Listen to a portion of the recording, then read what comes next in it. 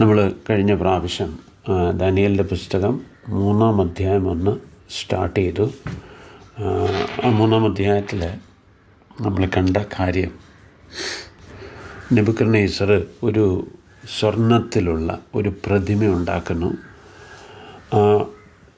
നമുക്കറിയാം, ദാനിയേൽ കണ്ട പ്രതിമയിൽ തല മാത്രമായിരുന്നു സ്വർണം, പിന്നീടുള്ള ഭാഗങ്ങളെല്ലാം വ്യത്യസ്തമായ ലോകങ്ങളായിരുന്നു, മെറ്റൽസ് ആയിരുന്നു. അതെല്ലാം ഓരോ ഭരണകാലത്തെ കാണിക്കുന്നതായിട്ട് നമ്മൾ കണ്ടു.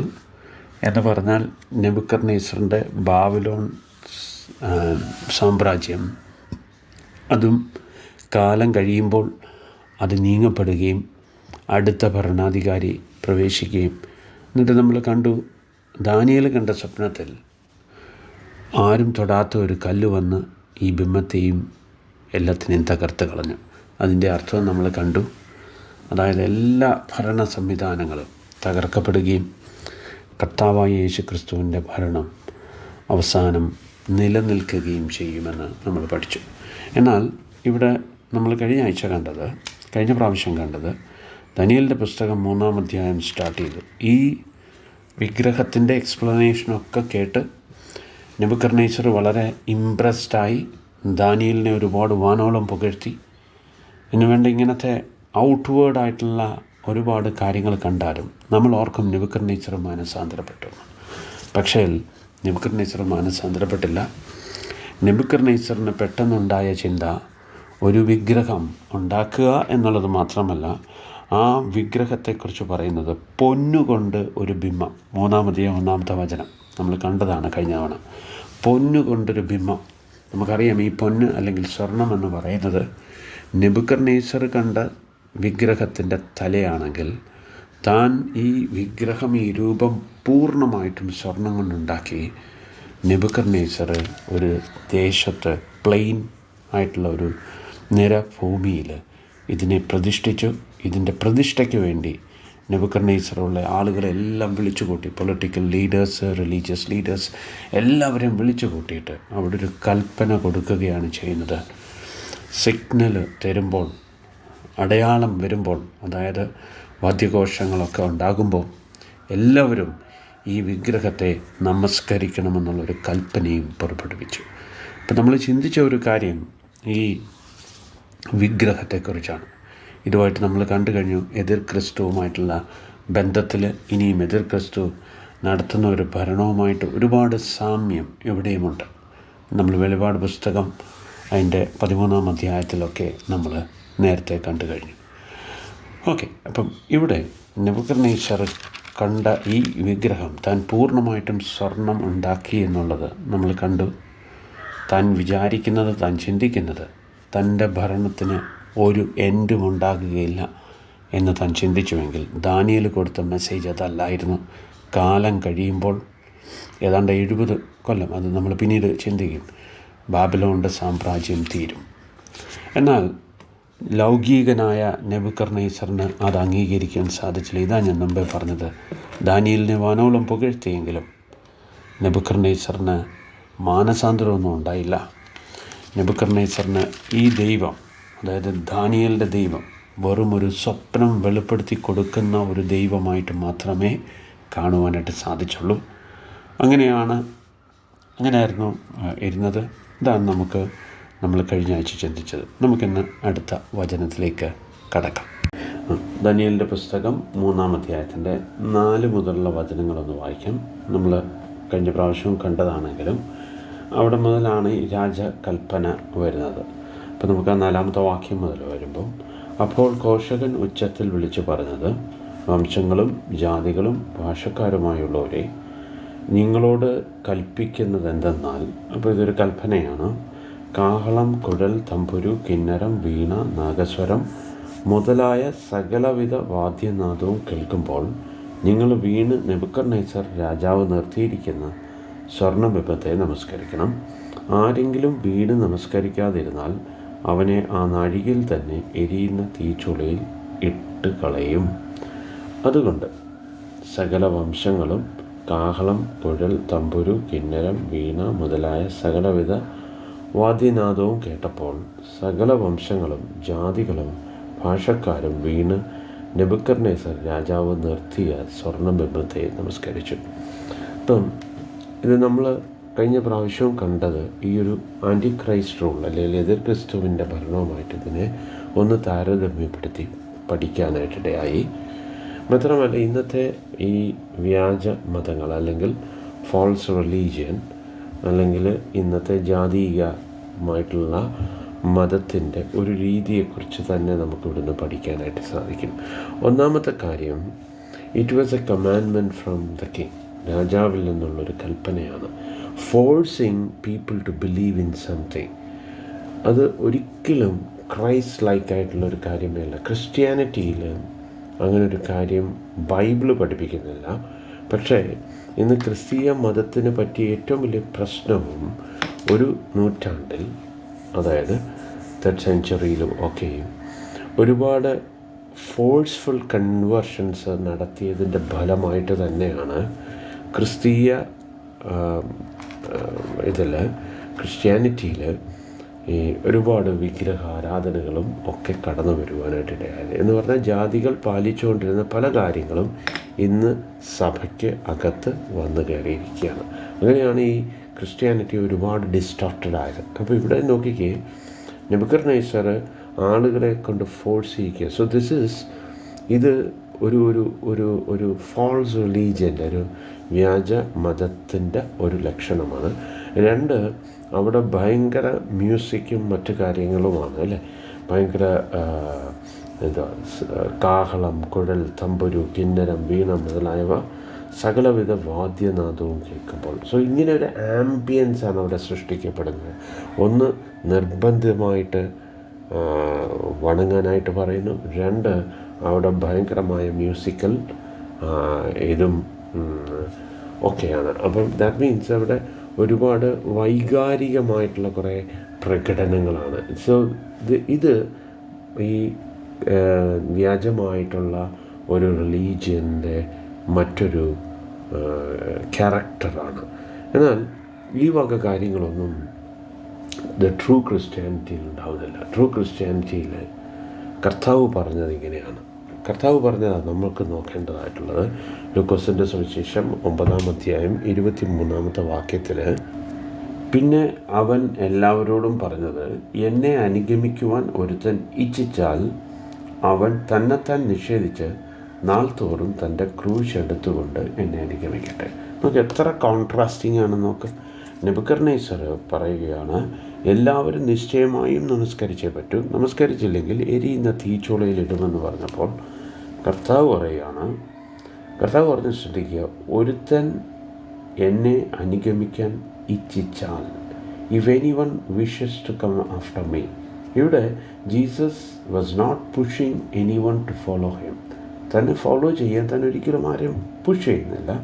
But if anyone wishes to come to me, അവൻ ആദ്യമേ ഒരു കണ്ടീഷൻ വെച്ചിരിക്കുകയാണ്. He must deny himself and take up the cross daily and follow me.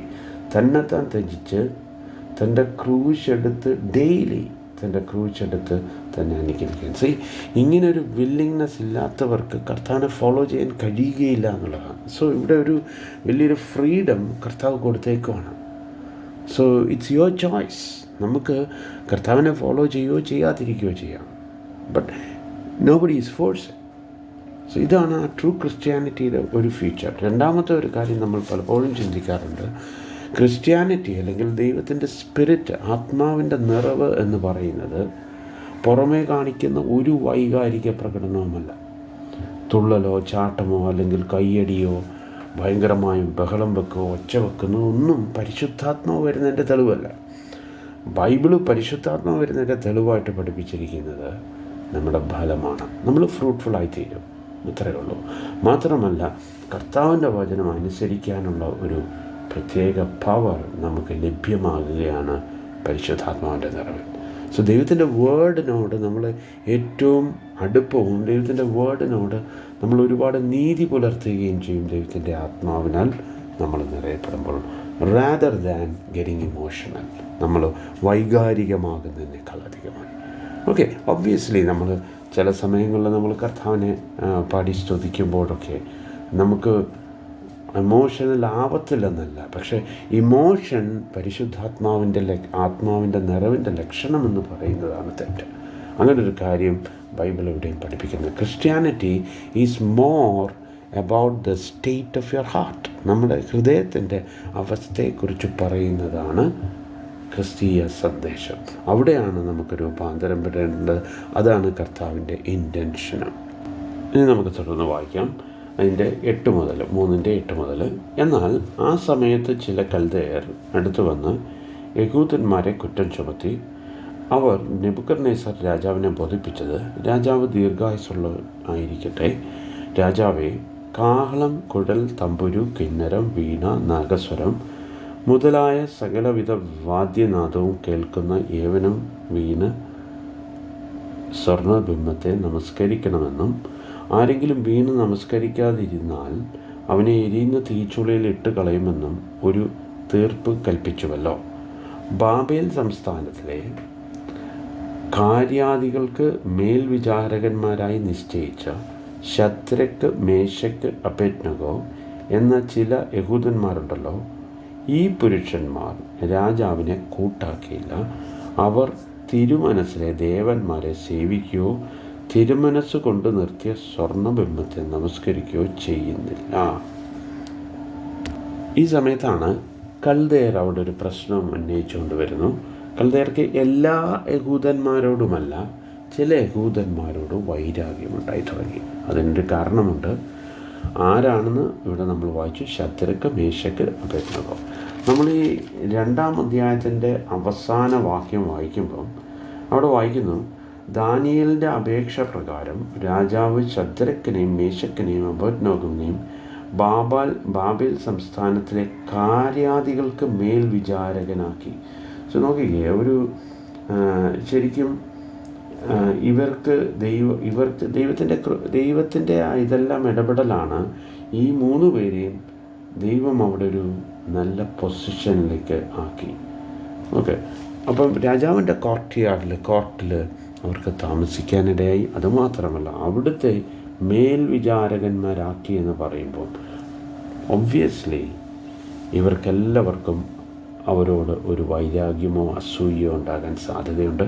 അവരിങ്ങനെ നോക്കിയിരുന്നപ്പോൾ ഒരു ബെസ്റ്റ് ടൈം അവർക്ക് മുമ്പിൽ കണ്ടു. എപ്പോഴാണ്? രാജാവിൻ്റെ ഈ കൽപ്പനയുടെ മുമ്പിൽ ഈ 3 പേരിൽ ഒരു വ്യത്യാസം അവർ കണ്ടു. ബാക്കി എല്ലാവരും നമസ്കരിക്കുമ്പോഴും ഈ 3 പേർ നമസ്കരിക്കാതെ ഇരിക്കുന്നു. അവർക്ക് വേറൊരു ഡിഫറൻസ് അവരുടെ ഉള്ളിൽ ഇവർക്ക് കാണുവാനായിട്ട് ഇടയായി തീർന്നു. അതൊരു വിഷയമായിട്ട് രാജാവിൻ്റെ മുമ്പിൽ അവതരിപ്പിക്കുകയാണ്. ഈ 3 പേരും നമസ്കരിക്കുന്നില്ല. അപ്പോൾ ഈ സമയത്ത് നമ്മളൊരു കാര്യം കൂടി ഓർക്കണം. ഇവിടെ ദാനിയേലിനെ സ്പെസിഫൈ ചെയ്യുന്നില്ല എന്ന് പറയുമ്പോഴും നമ്മൾ മനസ്സിലാക്കണം, ദാനിയേൽ ഒരു പക്ഷേ അവിടെ ആ ഒരു സമയത്ത് ഉണ്ടാവത്തില്ല. മാത്രമല്ല, ദാനിയേൽ അതിലും മുകളിലുള്ളൊരു പൊസിഷനിൽ ഇരിക്കുന്നതുകൊണ്ട് ദാനിയേൽ ഈ ഒരു പിക്ചറിൽ വന്നില്ല എന്നുള്ളതേ ഉള്ളൂ. അല്ലാതെ ദാനിയേൽ നമസ്കരിക്കുകയോ ഒന്നും ചെയ്തിട്ടില്ല. ദാനിയേലിൻ്റെ പേരവിടെ വന്നില്ല എന്നുള്ളത് മാത്രമേ ഉള്ളൂ. 3 പേരുടെ കാര്യമാണ് ഇവിടെ പറയുന്നത്. ഈ 3 പേരുടെ വിഷയം രാജാവിൻ്റെ മുമ്പിൽ അവതരിപ്പിച്ചു. ഓക്കെ, അപ്പോൾ നമ്മളിപ്പം ഇവിടെ ഒരു കാര്യം കൂടി ശ്രദ്ധിക്കേണ്ടത്, നമുക്ക് എത്രയോ യഹൂദന്മാർ അവിടെ ഉണ്ടായിരുന്നു. ആ യഹൂദന്മാരെല്ലാവരും ഈ രാജാവിൻ്റെ ബിംബത്തെ വണങ്ങിയെങ്കിൽ ശദ്രക്കും മേശക്കും അബേദ്നെഗോവും അവർക്ക് ദൈവം കൊടുത്ത പ്രമാണത്തിൽ നിൽക്കുവാനായിട്ട് തീരുമാനിച്ചു. അവരുടെ ജീവൻ പോകേണ്ടി വരുന്ന ഒരു സിറ്റുവേഷനാണ്. കാരണം രാജകൽപ്പന എങ്ങനെയാണ്? ബിംബത്തെ വണങ്ങിയില്ലെങ്കിൽ എരിയുന്ന തീച്ചുളയിൽ ഇട്ടുകളയും. ഈ ഒരു സന്ദർഭത്തിലും അവർക്ക് ദൈവം കൊടുത്ത പ്രമാണം തന്നെ ആയിരുന്നു അവരുടെ ജീവനേക്കാൾ അവർക്ക് പ്രാധാന്യം അർഹിക്കുന്നത്. നോക്ക്, നമ്മൾ ഇന്നത്തെ പുതിയ നിയമത്തിലേക്ക് നമ്മൾ വരുമ്പം ക്രിസ്തുവിൻ്റെ മെസ്സേജുമായിട്ട് ക്രിസ്തുവിൻ്റെ മെസ്സേജ് എത്രത്തോളം ഈ ശദ്രക്കും മേശക്കും അബേദ്നെഗോവും അന്നത്തെ പഴയ നിയമകാലത്ത് അവരനുസരിച്ചുണ്ടെന്ന് നോക്ക്. നമ്മൾ മുമ്പേ വായിച്ച വാക്യം, അതായത് ലൂക്കോസ് 9:23 മുമ്പേ വായിച്ച് 24-ാമത്തെ വാക്യം ഒന്ന് നോക്കാം. ആരെങ്കിലും തൻ്റെ ജീവനെ രക്ഷിക്കുവാൻ ഇച്ഛിച്ചാൽ അതിനെ കളയും. എൻ്റെ നിമിത്തം ആരെങ്കിലും തൻ്റെ ജീവനെ കളഞ്ഞാലോ അതിനെ രക്ഷിക്കും. ഇത് ന്യൂ ടെസ്റ്റ്മെൻറ്റിൽ കർത്താവ് വന്നതിന് ശേഷം കർത്താവിനെ ഫോളോ ചെയ്യുന്ന ആളുകൾ പാലിക്കേണ്ട ആയിട്ടുള്ളൊരു കാര്യമാണ്. ഓക്കെ, ഇത് ഓൾഡ് ടെസ്റ്റ്മെൻറ്റ് ബിലീവേഴ്സിൽ നമുക്ക് കാണുവാനായിട്ട് സാധിക്കുന്നു. ഈ ക്രൈസ്റ്റ് ലൈക്ക്നെസ് അവരെടുത്ത ഒരു ദൃഢമായ തീരുമാനമാണ്. നമുക്കപ്പം ഇതിൽ നിന്നൊരു കാര്യം മനസ്സിലാക്കണം. ഇത് നമ്മൾ 1-ാം അധ്യായത്തിൽ പഠിച്ചത്, ദാനിയേൽ തൻ്റെ ഹൃദയത്തിൻ്റെ ഉള്ളിൽ തീരുമാനമെടുത്തു, രാജഭോജനം കൊണ്ട് തൻ്റെ ശരീരത്തെ മലിനമാക്കത്തില്ല. അങ്ങനെയാണ് വായിക്കുന്നത്. അതിന് ശേഷമാണ് നമ്മൾ കാണുന്നത് ഈ 3 പേരുടെ പേര്. ഒരുപക്ഷേ അന്ന് ഞാൻ പറഞ്ഞിരുന്നു, ഈ 3 പേരും ഈ ദാനിയേലിൻ്റെ തീരുമാനത്തിൽ ആകർഷിതരായി തീർന്നേക്കാം. അല്ലെങ്കിൽ ഈ 3 പേർക്കും ഒരു കൂട്ട് ദാനിയേൽ എന്നുണ്ടായിരുന്നു. പക്ഷേ ഇത് നോക്കിക്കേ, ഈ ഒരു ഇൻസിഡൻറ്റ് വരുമ്പം ദാനിയേലിൻ്റെ പേരിവിടെ ഇല്ല. മീനിങ് ദാനിയേൽ ഒരുപക്ഷെ ഈ സ്ഥലത്ത് തന്നെ ഉണ്ടാവണമെന്നില്ല. കാരണം ദാനിയേലിന് വളരെ ഉത്തരവാദിത്തമുള്ളൊരു മനുഷ്യൻ, ഒരു ജോലിയായിരുന്നു. ഒരുപക്ഷെ ആ സ്ഥലത്ത് തന്നെ ഉണ്ടാവണമെന്നില്ല, നമുക്കറിയില്ല. വേറെ കാര്യങ്ങളൊന്നും എഴുതിയിട്ടുണ്ടാവില്ല. ബട്ട് ഒരു കാര്യമുണ്ട്, ഇത് നമ്മളെ പഠിപ്പിക്കുന്ന ഒരു കാര്യം, ദാനിയേലിൻ്റെ ആവശ്യമായിരുന്നു ശദ്രക്ക്, മേശക്ക്, അബേദ്നെഗോ ഇനീഷ്യൽ ടൈമിൽ. പക്ഷേ ഇവർ കർത്താവിനോട് കൂടിയുള്ള യാത്രയിൽ അവർക്കൊരു സ്റ്റാൻഡ് എടുക്കേണ്ടി വന്നപ്പോൾ അവർക്ക് ഒറ്റയ്ക്ക് അവർക്കായിട്ട് ദാനിയേലിൻ്റെ ഒരു കൂട്ടായ്മ ഇല്ലാതെ തന്നെ they were able to take a stand for the Lord. അവരുടെ ജീവൻ പണയം വെച്ചാണ്. ഇപ്പോൾ നമ്മൾ വായിച്ച ലൂക്കോസ് സുവിശേഷത്തിൽ പറഞ്ഞ വചനവുമായിട്ട് വളരെ സാമ്യമാണ്. അവരവരുടെ ജീവനേക്കാൾ പ്രാധാന്യം ദൈവം കൊടുത്ത പ്രമാണത്തിന് കൊടുത്തു. ഒരു വിഗ്രഹവും ഉണ്ടാക്കരുത്, അതിനെ നമസ്കരിക്കുകയും ചെയ്യരുതെന്നുള്ള ആ കൽപ്പന അവർ ഹൃദയത്തോട് ചേർത്ത് വെച്ച് അതിന് ജീവൻ പോയാലും അതനുസരിക്കുവാൻ, കർത്താവിൻ്റെ വചനം അനുസരിക്കാൻ ദൈവം അവർക്ക് അവിടെ അവർക്കൊരു ബോധ്യം കൊടുത്തു. ആ ബോധ്യത്തിൽ അവരവിടെ നിൽക്കുവാനായിട്ട് സാധിച്ചു. ഓക്കെ, അപ്പോൾ നമുക്ക് ഒരല്പമായിട്ട് ഈ ബാക്കിയുള്ള യഹൂദന്മാരുണ്ടായിരുന്നല്ലോ, ദാനിയേലിൻ്റെ കാര്യം ഇവിടെ ബാക്കിയുള്ള യഹൂദന്മാർ. അപ്പോൾ ആ യഹൂദന്മാരെന്ത് ചെയ്തു? അവരെല്ലാവരും ഈ വിഗ്രഹത്തെ നമസ്കരിച്ചു. അപ്പോൾ അവരെന്തായിരിക്കും ചിന്തിച്ചത്? നോക്ക്, ഇവിടെ നമ്മൾ ശ്രദ്ധിക്കേണ്ട ഒരു കാര്യം, നെബൂഖദ്നേസർ ആരോടും പറയുന്നില്ല നിങ്ങൾ നിങ്ങളുടെ ദൈവത്തെ ഉപേക്ഷിക്കാനോ നിങ്ങളുടെ വിശ്വാസത്തെ ഉപേക്ഷിക്കാനോ പറഞ്ഞില്ല. നിങ്ങളുടെ വിശ്വാസത്തിൻ്റെ കൂട്ടത്തിൽ ഇതും കൂടി ചേർത്തൊന്ന് പറഞ്ഞാൽ മതി. ഇങ്ങനെയുള്ള തമ്പുരു, ഇങ്ങനെ കുഴൽ, കാഹളം, ഇതിൻ്റെയൊക്കെ ശബ്ദം കേൾക്കുമ്പോൾ, ഈ സൈൻ കേൾക്കുമ്പോൾ അല്ലെങ്കിൽ സൈറൻ കേൾക്കുമ്പോൾ നിങ്ങൾ എന്ത് ചെയ്യണം? നിങ്ങൾ എൻ്റെ വിഗ്രഹത്തെ, ഞാനുണ്ടാക്കി വെച്ചേക്കുന്ന വിഗ്രഹത്തെ ഒന്ന് നമസ്കരിക്കണം. നിങ്ങളുടെ വിശ്വാസത്തോടെ ചേർന്ന് പൊക്കോ. നോക്കി, ഇങ്ങനല്ലേ ഇന്നത്തെ ക്രിസ്ത്യാനികളെ പിശാച് വാഞ്ചിച്ചുകൊണ്ടിരിക്കുന്നത്. നിങ്ങൾ ബൈബിള് തന്നെ ഫോളോ ചെയ്തോ. ഇതിൻ്റെ കൂട്ടത്തിൽ ഈ ഒരു മര്യാദയും കൂടെ ചെയ്യുന്നതിന് എന്താ കുഴപ്പം? നോക്ക്, നമ്മൾ വായിക്കുന്നത് 137-ാം സങ്കീർത്തനത്തിൽ ഈ ജനങ്ങൾ പ്രവാസകാലത്ത് ഇരുന്ന സമയത്ത്, അതായത് ബാബിലോണിലെത്തിയപ്പോൾ അവർ പാടിയൊരു പാട്ടാണ്. ഞങ്ങൾ ബാബിലോണിൻ്റെ തീരത്തിരുന്ന് കരഞ്ഞു. എന്തിനെ ഓർത്താണ്? യെരുശലേമിനെ ഓർത്ത്. യെരുശലേമിൽ നിന്ന് പ്രവാസികളായി വന്നവരാണ് അല്ലേ? എങ്ങനെ ഞങ്ങൾക്ക് അന്യദേശത്ത് കർത്താവിന് വേണ്ടി പാടുവാനായിട്ട്, കർത്താവിൻ്റെ പാട്ട് പാടുവാനായിട്ട് സാധിക്കും എന്ന് പറഞ്ഞ് അവർ വിലപിച്ചതാണ്. നോക്കി, ഇങ്ങനെയുള്ള ഒരു ഇമോഷണൽ എക്സിബിഷനിലല്ല ദൈവം പ്രസാദിക്കുന്നത്. നമുക്ക് കാര്യം വരുമ്പോൾ, ദൈവത്തിൻ്റെ വേർഡിൻ്റെ ടെസ്റ്റിങ് വരുമ്പോൾ അവിടെ നിലനിൽക്കുന്നതിലാണ് കാര്യം. നമ്മൾ ഒരുപാട് ഇമോഷണലായിട്ടുള്ള കുറച്ച് സാക്ഷ്യം പറയുകയും അനുഭവങ്ങൾ പറയുകയും ചെയ്യുന്നതിലൂടെയല്ല, മോർ ദാൻ ദാറ്റ് നമ്മൾ മനസ്സിലാക്കേണ്ടത്, am I faithful to his word at every time, irrespective of my ambience, my circumstances. എൻ്റെ സാഹചര്യമോ എൻ്റെ അവസ്ഥകളോ അനുസരിച്ച് അത് മാറുകയോ മാറാതിരിക്കുകയോ ചെയ്യും. അപ്പോഴും ദൈവത്തിൻ്റെ വേർഡിൽ ഞാൻ ഫെയ്ത്ത്ഫുള്ളാണോ? ഇതൊരു ഇമ്പോർട്ടൻ്റ് കാര്യമാണ്. നമുക്ക് അത്രയും യഹൂദന്മാരുണ്ടായിട്ട് അവിടെ ഈ 3 പേർക്ക് ദൈവത്തിന് വേണ്ടി, കർത്താവിന് വേണ്ടി ഒരു സ്റ്റാൻഡ് എടുക്കുവാൻ സാധിച്ചുള്ളൂ. നമുക്ക് 14-ാം വാക്യത്തിലേക്ക് വരാം. നെബൂഖദ്നേസർ അവരോട് കൽപ്പിച്ചത്, ശദ്രക്കെ, മേശക്കെ, അബേദ്നെഗോവേ, നിങ്ങൾ എൻ്റെ ദേവന്മാരെ സേവിക്കുകയോ ഞാൻ നിർത്തിയ സ്വർണ്ണബിംബത്തെ നമസ്കരിക്കുകയോ ചെയ്യുന്നില്ല എന്നുള്ളത് നേരു തന്നെയാണോ എന്ന് ചോദിച്ചു. നമുക്ക് 13-ാമത്തെ വചനം കൂടി വായിക്കാം. അപ്പോൾ നെബൂഖദ്നേസർ ഉഗ്ര കോപവും ക്രോധവും പൂണ്ട് ശദ്രക്കിനെയും മേശക്കിനെയും അബേദ്നെഗോവിനെയും കൊണ്ടുവരുവാൻ കൽപ്പിച്ചു. അവർ ആ പുരുഷന്മാരെ രാജസന്നിധിയിൽ കൊണ്ടുവന്നു. ഇപ്പം ഇത് കേട്ട് കഴിഞ്ഞപ്പം ആ നെബൂഖദ്നേസർ വളരെ ഉഗ്രകോപം ക്രോധവും പൂണ്ടു. Nebuchadnezzar rage and anger gave orders. പെട്ടെന്ന് തൻ്റെ ദേഷ്യം ഭയങ്കരമായിട്ട് ഉയരുകയാണ്. എന്നിട്ട് താൻ ഈ 3 പേരെയും കൊണ്ടുവരാൻ പറഞ്ഞു. അവരെ വിളിച്ചു വരുത്തിയിട്ട് അവരോട് ചോദിക്കുകയാണ്, നിങ്ങൾ എൻ്റെ ദേവന്മാരെ സേവിക്കുകയോ ഞാൻ നിർത്തിയ സ്വർണ്ണബിംബത്തെ നമസ്കരിക്കുകയോ ചെയ്യുന്നില്ല എന്നുള്ളത് നേരായ വാസ്തവമായ കാര്യമാണോ? എന്നിട്ട് അവർക്കൊരു ഓഫർ കൂടെ കൊടുക്കുക, ഒരു ചാൻസ് കൂടെ കൊടുക്കുക. സാധാരണ ഇങ്ങനെ കൊടുക്കാറില്ല. സാധാരണ രാജാവിൻ്റെ കൽപ്പന സോ ഫാസ്റ്റാണ്. നമ്മൾ നേരത്തെ കണ്ടു, വളരെ പെട്ടെന്നായിരിക്കും തൻ്റെ കൽപ്പനകളും തൻ്റെ എക്സിക്യൂഷനൊക്കെ. എന്നാൽ ഇവിടെ രാജാവ് പിന്നെയും ഒരവസരം കൊടുക്കുകയാണ്. 15-ാമത്തെ വാക്യത്തിൽ, ഇപ്പോൾ കാഹളം, കുഴൽ, തമ്പുരു, കിന്നരം, വീണ, നാഗസ്വരം മുതലായ സകലവിധ വാദ്യനാദവും കേൾക്കുന്ന സമയത്ത് നിങ്ങൾ ഞാൻ പ്രതിഷ്ഠിച്ച ബിംബത്തെ വീണ് നമസ്കരിക്കുവാൻ ഒരുങ്ങിയിരുന്നാൽ നന്ന്, നമസ്കരിക്കാതിരുന്നാലോ ഈ നാഴികയിൽ തന്നെ നിങ്ങളെ എരിയുന്ന തീച്ചുളയിൽ ഇട്ടുകളയും. നിങ്ങളെ എൻ്റെ കയ്യിൽ നിന്നും വിടുവിക്കാവുന്ന ദേവൻ ആർ? നോക്ക്, ഇവിടെയാണ് ആ നെബൂഖദ്നേസറിൻ്റെ അഹങ്കാരത്തോടെ ഉള്ള വാക്ക്. അത് മാത്രം ഇംഗ്ലീഷിൽ വായിക്കാം. For if you do not worship you will immediately be cast into the midst of the furnace of blazing fire. And what God is there who can deliver you out of my hands? എൻ്റെ കൈകളിൽ നിന്നും വിടുവിക്കുവാൻ കഴിവുള്ള ദൈവം ആരാണ്? അപ്പം നമ്മൾ ഈ 2-ാം അധ്യായത്തിൽ നെബൂഖദ്നേസർ മനസ്സിലാക്കിയ ദാനിയേലിൻ്റെ ദൈവം ആരാണ്?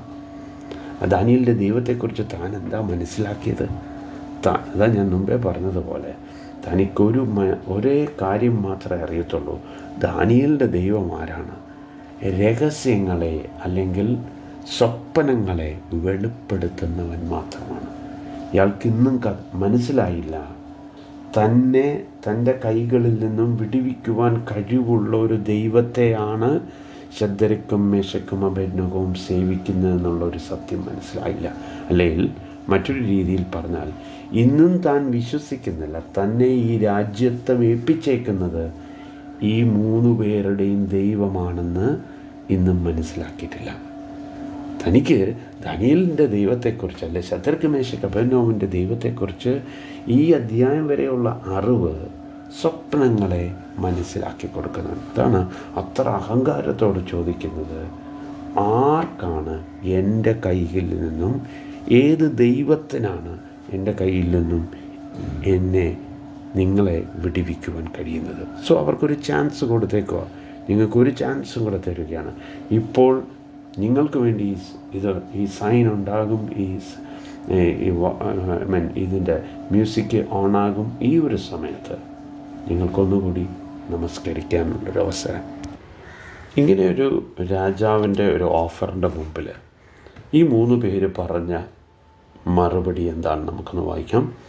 ശദ്രക്കും മേശക്കും 16-ാമത്തെ വചനം, അബേദ്നെഗോവും രാജാവിനോട്, നെബൂഖദ്നേസറേ, ഈ കാര്യത്തിൽ ഉത്തരം പറയുവാൻ ആവശ്യമില്ല.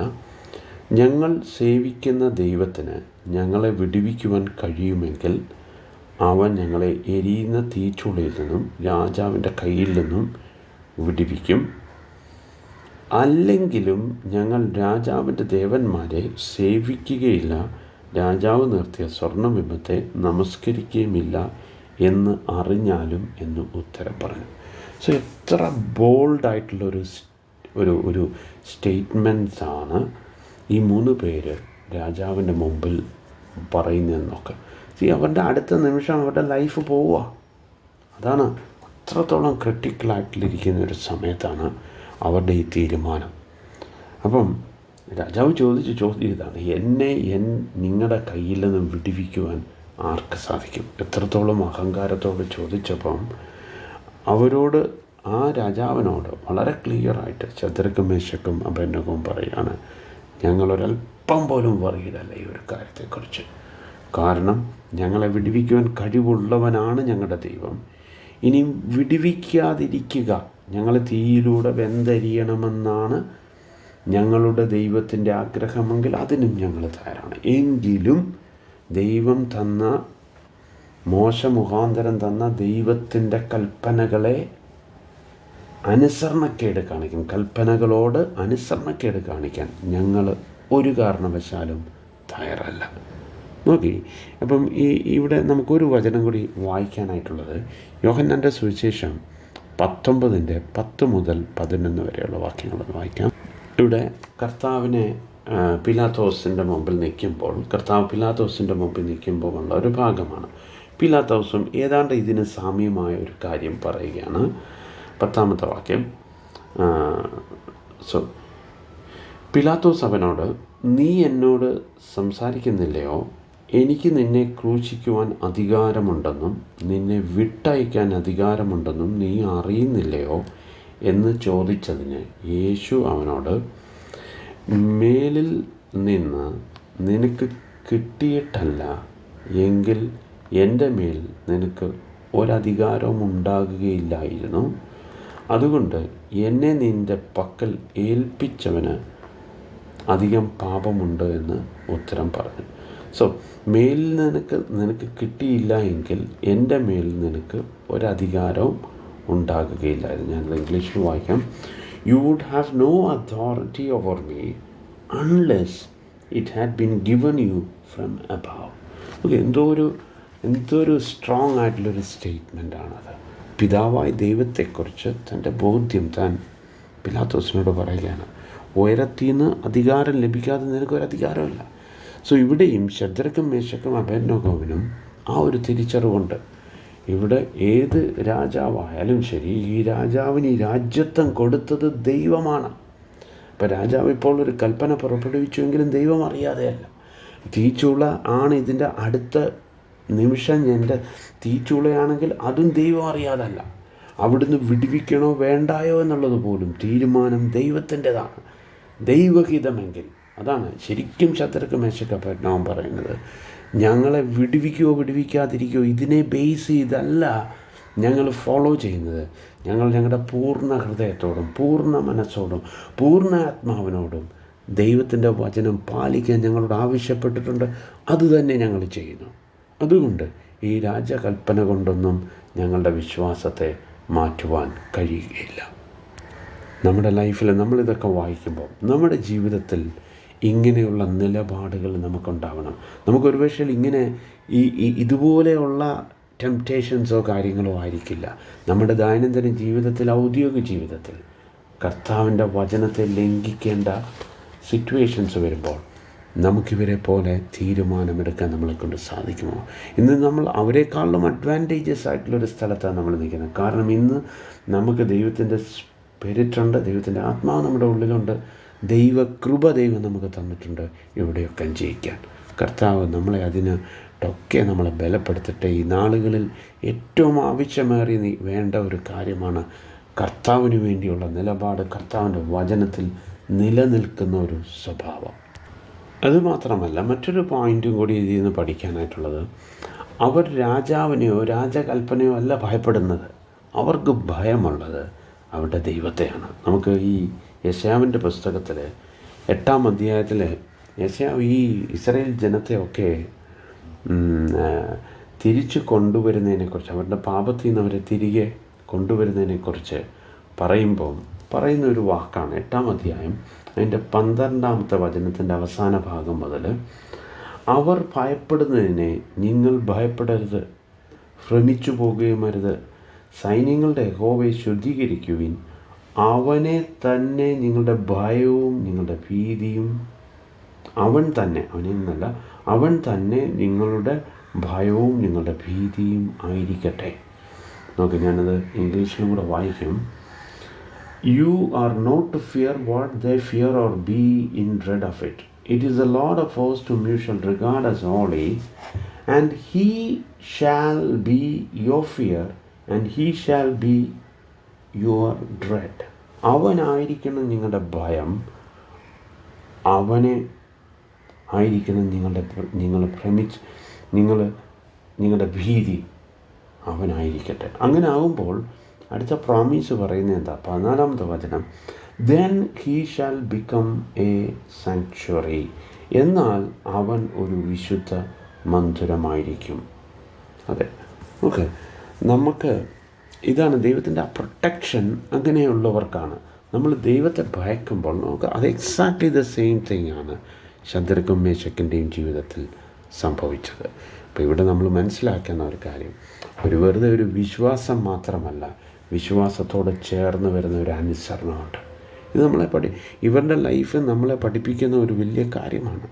അതായത് നമ്മൾ കർത്താവിൻ്റെ വചനത്തെ ഒരല്പം പോലും ഒത്തുതീർപ്പില്ലാതെ കർത്താവിൻ്റെ വേർഡിൽ അൺകോംപ്രമൈസിങ് ആയിട്ട് ജീവിക്കുവാൻ ദൈവം നമ്മളിൽ നിന്ന് ആഗ്രഹിക്കുന്നു. നമുക്ക് 19-ാമത്തെ വചനത്തിലേക്ക് വരുമ്പം, അപ്പോൾ നെബൂഖദ്നേസറിന് കോപം മുഴുത്ത് ശദ്രക്കിൻ്റെയും മേശക്കിൻ്റെയും അബേദ്നെഗോവിൻ്റെ നേരെ മുഖഭാവം മാറി ചൂള പതിവായി ചൂടുപിടിച്ചതിൽ 7 മടങ്ങ് ചൂടുപിടിപ്പിക്കുവാൻ അവൻ കൽപ്പിച്ചു. അവൻ തൻ്റെ സൈന്യത്തിലെ മഹാബലവാന്മാരായ ചില പുരുഷന്മാരോട് ശദ്രക്കിനെയും മേശക്കിനെയും അബേദ്നെഗോവിനെയും ബന്ധിച്ച് എരിയുന്ന തീച്ചൂളയിൽ ഇട്ട് കളയുവാൻ കൽപ്പിച്ചു. നോക്കിയാൽ തൻ്റെ കോപം അത്ര കണ്ട് ഭീകരമായി തൻ്റെ മുഖഭാവം പോലും മാറി അവരെ തീച്ചൂളയിൽ താൻ കൽപ്പിച്ചതുപോലെ തന്നെ തീച്ചൂളയിൽ എറിഞ്ഞു കളയുവാനായിട്ട് അവരോട് കൽപ്പിച്ചു. അപ്പം നമുക്ക് തുടർന്ന് വായിക്കാം. അങ്ങനെ അവൻ ആ പുരുഷന്മാരെ അവരുടെ കാൽ ചട്ട, കുപ്പായം, മേലാട മുതലായ വസ്ത്രങ്ങളോടുകൂടെ ബന്ധിച്ച് എരിയുന്ന തീച്ചൂളയിൽ ഇട്ടുകളഞ്ഞു. രാജകൽപ്പന കർശനമായതുകൊണ്ട് ചൂള അത്യന്തം ചൂടായിരിക്കൊണ്ടും ശദ്രക്കിനെയും മേശക്കിനെയും അബേദ്നെഗോവിനെയും എടുത്ത് കൊണ്ടുപോയ പുരുഷന്മാരെ അഗ്നിജ്വാല ദഹിപ്പിച്ചു കളഞ്ഞു. ശദ്രക്ക്, മേശക്ക്, അബേദ്നെഗോ എന്നീ 3 പുരുഷന്മാരോ ബന്ധിക്കപ്പെട്ടവരായി എരിയുന്ന തീച്ചൂളയിൽ വീണു. ഇതാണ് സംഭവം. ഈ 3 പേരെയും എടുത്ത് എറിഞ്ഞവർ തീക്കിരയായി. പക്ഷേ ഈ 3 പേരും തീക്കകത്ത് എറിയപ്പെട്ടു. ഇത് നമ്മൾ ഓരോരുത്തരും മനസ്സിലാക്കേണ്ട കാര്യമാണ്. ഈ 3 വിശ്വാസികൾ, കർത്താവിൻ്റെ വേർഡിന് വേണ്ടി നിൽക്കുന്നവർ, അവരുടെ വിശ്വാസം അവർ പ്രഖ്യാപിച്ചു. അവർ രാജാവിൻ്റെ മുമ്പിൽ ധൈര്യത്തോടുകൂടി ദൈവവചനത്തെ ഉയർത്തി കാണിച്ചു. അവരുടെ ഫെയ്ത്ത് അവർ ഉയർത്തി കാണിച്ചു. കിട്ടിയതെന്താണ്? അവരെ തീച്ചൂളയിലേക്ക് വലിച്ചെറിയുക ചെയ്തത്. എന്ന് പറഞ്ഞാൽ അവരുടെ ഫെയ്ത്ത് അവർ ടെസ്റ്റ് ചെയ്യപ്പെട്ടു എന്നുള്ളതാണ്. Their faith was tested. ഇപ്പം നമുക്ക് പലപ്പോഴും നമ്മുടെ പ്രശ്നം, നമുക്ക് ഒരുപാട് വചനങ്ങൾ അറിയാം. ഈ വചനം നിമിത്തം എനിക്ക് ഫെയ്ത്ത് ഉണ്ടെന്നുള്ളത് നമ്മുടെ ഒരു ധാരണ മാത്രമാണ്. നമുക്ക് ഫെയ്ത്ത് ഇല്ല എന്ന് തിരിച്ചറിയുന്നത് നമ്മളെ ദൈവം ഇതുപോലുള്ള തീച്ചൂളയുടെ അനുഭവത്തിലൂടെ കടത്തി വിടുമ്പോഴാണ് നമ്മളുടെ ഫെയ്ത്തിൻ്റെ ലെവല് നമുക്ക് മനസ്സിലാവുന്നത്. അല്ലാതെ ദൈവത്തിന് മനസ്സിലാകാനല്ല ദൈവം നമ്മളെ പരീക്ഷിക്കുന്നത്. പരീക്ഷിച്ച് ദൈവം നമ്മളെ അറിയുക എന്നുള്ളതല്ല. മോർ ദാൻ ദാറ്റ്, നമുക്ക് ദൈവം മനസ്സിലാക്കി തരാനാണ് എത്രത്തോളം ഫെയ്ത്ത് നമുക്കുണ്ടെന്ന്. നമുക്ക് ശിഷ്യന്മാരെ വെറുതെ ബോട്ടിൽ സഞ്ചരിപ്പിച്ചതല്ല. ആ ബോട്ടിലൂടെ സഞ്ചരിച്ചുകൊണ്ടിരുന്നപ്പോൾ ഈ കാറ്റും സ്റ്റോംസും എല്ലാം ഉണ്ടാകും, സീ ഡിസ്റ്റർബ്ഡ് ആകുമെന്ന് എല്ലാം കർത്താവിന് അറിയാമായിരുന്നു. ബട്ട് സ്റ്റിൽ കർത്താവ് അവരെ അനുവദിച്ചു. അതിലൂടെ നടത്തിയത് എന്തിനാണെന്ന് വെച്ചാൽ അവരുടെ ട്രെയിനിങ് പീരീഡാണ്. അവരുടെ ഫെയ്ത്ത് എത്രത്തോളം അവർക്ക് കുറവാണെന്നുള്ളത് അവർക്ക് മനസ്സിലാക്കി കൊടുക്കുകയാണ്. അവിടെ കർത്താവ് അവരോട് പറയുകയാണ്, അല്പവിശ്വാസികളെ എന്ന് പറഞ്ഞാണ് അവരെ ശാസിക്കുന്നത്. എന്നിട്ട് അപ്പം ഇവിടെയെല്ലാം നമുക്ക് ദൈവത്തിൻ്റെ വേർഡ് നമ്മൾക്ക് ദൈവത്തിൻ്റെ വേർഡ് നമ്മളെ പഠിപ്പിച്ചിട്ടുണ്ടെങ്കിൽ ദൈവം അത് ഒരു ടെസ്റ്റിംഗ് ഫേസിലൂടെ കടത്തി വിടുകയാണ്. സോ ഇവരുടെ വിശ്വാസം അവിടെ ശക്തിപ്പെട്ടു. അവർക്ക് അവിടെ അതിനെ ജയിക്കുവാനായിട്ട് സാധിച്ചു. നമുക്ക് തുടർന്ന് വായിക്കാം. 24-ാമത്തെ വാക്യത്തിൽ നെബൂഖദ്നേസർ രാജാവ് ഭ്രമിച്ചു, വേഗത്തിൽ എഴുന്നേറ്റ് മന്ത്രിമാരോട്, നാം 3 പുരുഷന്മാരെ അല്ലയോ ബന്ധിച്ച് തീയിലിട്ടതെന്ന് ചോദിച്ചതിന് അവർ, സത്യം തന്നെ രാജാവേ എന്ന് രാജാവിനോട് ഉണർത്തിച്ചു. അതിനവൻ, 4 പുരുഷന്മാർ കെട്ടഴിഞ്ഞ് തീയിൽ നടക്കുന്നത് ഞാൻ കാണുന്നു. അവർക്കൊരു കേടും തട്ടിയിട്ടില്ല. 4-മത്തവൻ്റെ രൂപം ഒരു ദൈവപുത്രനോട് ഒത്തിരിക്കുന്നു എന്ന് കൽപ്പിച്ചു. ഇവിടെ നോക്കിയേ, രാജാവ് ഒരു കാഴ്ച കാണുകയാണ്. രാജാവ് ഭ്രമിച്ചു ആ കാഴ്ച കണ്ടിട്ട്. ഈ 3 പേര് അവരുടെ കെട്ടഴിഞ്ഞ് അതിനകത്തൂടെ നടക്കുന്നു. അതിൻ്റെ കൂട്ടത്തിൽ 4-മതൊരുവനെ കാണുന്നു, ദൈവപുത്രന് സമമായവൻ. ഇത് ഒന്നാമത്തെ ഒരു കാര്യം. ഈ 3 പേർ പ്രശ്നങ്ങളുടെ മധ്യയിൽ കർത്താവിന് വേണ്ടി നിന്നപ്പോൾ, പ്രശ്നത്തിൽ അകപ്പെട്ടപ്പോൾ, മറ്റാരും അവരെ അവിടെ സഹായിക്കാനില്ലാതെ വന്നപ്പോൾ അവർക്ക് വേണ്ടി നിൽക്കുന്ന ഒരു ദൈവത്തെ നമുക്ക് കാണുവാനായിട്ട് സാധിക്കും. ഇതൊരു വലിയ ലെസനാണ് നമുക്ക് ഓരോരുത്തർക്കും. കർത്താവ് പറഞ്ഞു, എന്നെ കുറിച്ച് നിങ്ങൾ ലജ്ജിക്കുന്നില്ലെങ്കിൽ ഞാനും നിങ്ങളെക്കുറിച്ച് ലജ്ജിക്കുകയില്ല പിതാവിൻ്റെ സന്നിധിയിൽ നിങ്ങളെക്കുറിച്ച് പറയുവാൻ. Exactly the same thing. നമ്മുടെ ജീവിതത്തിൽ ഏത് സാഹചര്യത്തിലും കർത്താവിൻ്റെ വേർഡ് നിമിത്തം എനിക്ക് ഇന്നത് പറ്റില്ല, അല്ലാതെ ഞാൻ ഇങ്ങനെ ചെയ്യത്തുള്ളൂ ദൈവത്തിൻ്റെ വേർഡ് പ്രകാരം എന്ന് നമ്മൾ നിലപാടെടുക്കുമ്പോൾ നമ്മുടെ ചുറ്റുവട്ടമുള്ള എല്ലാ ആൾക്കാരും ഇതുപോലുള്ള തീയിലേക്ക് നമ്മളെ തള്ളിയിട്ടെന്നിരിക്കും. അവരെല്ലാവരും നമ്മളെ എതിർത്തുന്നിരിക്കും. ഈവൻ നമ്മുടെ കൂടെ വിശ്വാസികളെന്ന് നമ്മൾ വിചാരിച്ചിരിക്കുന്ന ആളുകൾ പോലും നമ്മളെ ചിലപ്പം തള്ളിയിട്ടെന്നിരിക്കും. പക്ഷേ ഓർക്കുക, നമ്മൾ ആർക്കു വേണ്ടിയാണോ ആ സ്റ്റാൻഡ് എടുത്തത്, ആ ദൈവം നമ്മുടെ കൂടെ നിൽക്കുന്നത് നമുക്ക് മാത്രമല്ല തോന്നുന്നത്, നമ്മളെ ഇതിലേക്ക് തള്ളിയിട്ടവർക്കും ദൈവം അത് മനസ്സിലാക്കി കൊടുക്കും. അതെ, നെബൂഖദ്നേസറിന് മനസ്സിലായതുപോലെ 4-മതൊരുത്തനെ ഞാൻ കാണുന്നു, അവന് ദൈവപുത്രന് സാദൃശ്യമാണ്. ഇപ്പോൾ നോക്കിക്കേ, ഇവിടെ നമ്മൾ മനസ്സിലാക്കേണ്ട ഒരു കാര്യം, ദൈവത്തിൻ്റെ പരമാധികാരമാണ് ഇവിടെ എല്ലാം നമ്മൾ പഠിച്ചത്.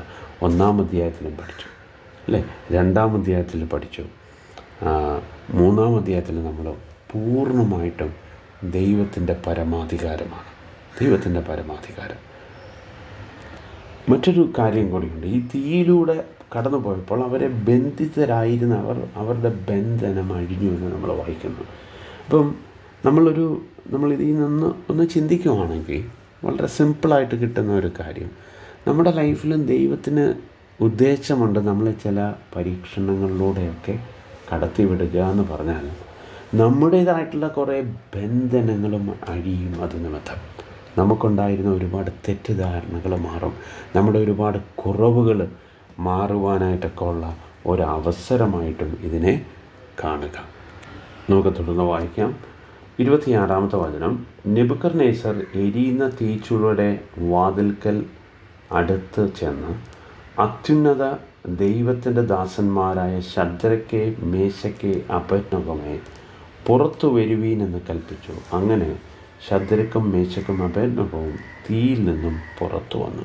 നോക്കിക്കേ, കുറച്ചു മുമ്പേ ഇവരോട് ചോദിച്ച രാജാവ് എന്താ ചോദിച്ചത്? നിങ്ങളെ എൻ്റെ കയ്യിൽ നിന്നും വിടുവിക്കുവാൻ കഴിവുള്ള ദൈവമാരാണ്. ഇപ്പോഴവിടെ അഡ്രസ്സ് ചെയ്യുകയാണ് ശദ്രക്കിൻ്റെയും മേശക്കിൻ്റെയും അബേദ്നെഗോവിൻ്റെയും ദൈവത്തെ അവിടെ അഡ്രസ്സ് ചെയ്യുന്നത് നോക്കിക്കേ.